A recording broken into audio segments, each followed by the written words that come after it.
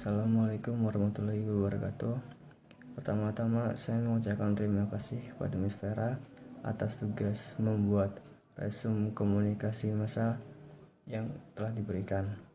Dalam video ini saya akan membuat resume tentang komunikasi massa.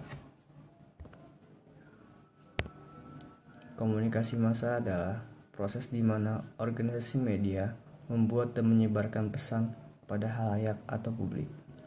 Organisasi-organisasi ini akan menyebarluaskan pesan-pesan yang akan mempengaruhi dan mencerminkan kebudayaan suatu masyarakat. Lalu informasi ini akan mereka hadirkan serentak pada khalayak luas yang beragam. Pada dasarnya, komunikasi massa adalah media cetak dan elektronik. Komunikasi massa berasal dari pengembangan kata media of mass communication atau media komunikasi massa.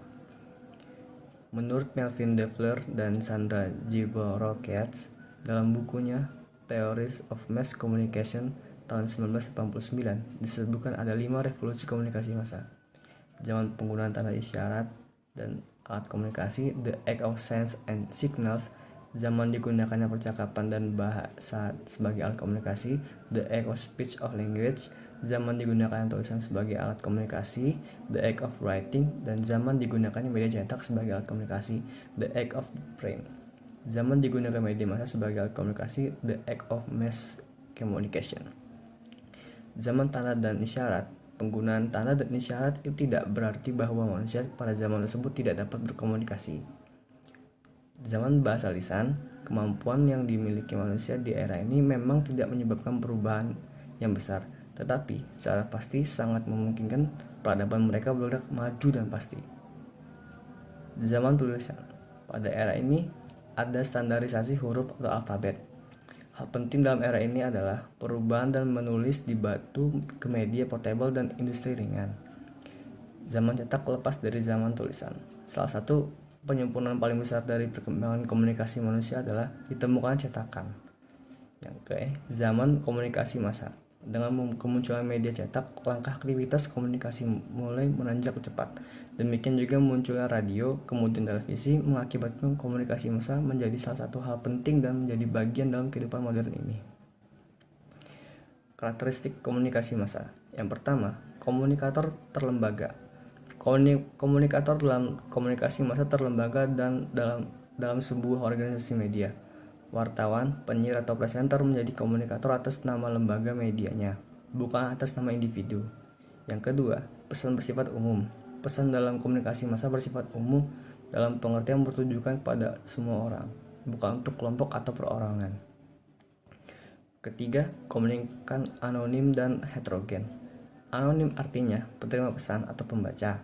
Tidak dikenal, heterogen artinya beragam atau beda latar belakang, usia, pendidikan, dan sifatnya. Yang keempat, pesan serempak. Pesan dalam komunikasi massa diterima dalam waktu yang bersamaan, yakni ketika pesan disampaikan. Yang kelima, bersifat satu arah. Dalam komunikasi massa, komunikator dengan komunikan tidak bisa berdialog atau berkomunikasi seperti yang terjadi pada proses komunikasi antar personal. Rubrik dan isi media. Pengertian isi media massa yang paling dikenal oleh masyarakat adalah berita. Namun, bentuk lain masih kurang dipahami seperti tajuk rencana, pojok, dan lainnya. Isi media massa yang dimaksud di sini adalah bentuk-bentuk penyajian informasi atau berita yang terkait dengan aktivitas jurnalistik baik yang terdapat di media cetak, media elektronik, atau media online. Jenis-jenis rubrik berisi tentang berbagai informasi atau berita, berisi tentang berbagai informasi, berita rubrik edukasi berisi tentang pendapat tokoh artikel, rubrik rekreasi berisi tentang cerita pendek atau pojok atau sentilan anekdot. Ragam dan aktivitas audiens di media massa.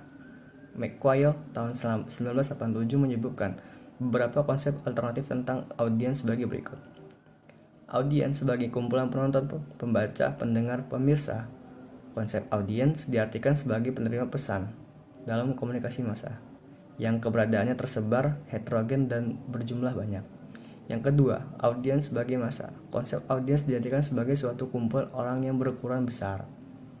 Yang ketiga, audiens sebagai sosial atau publik.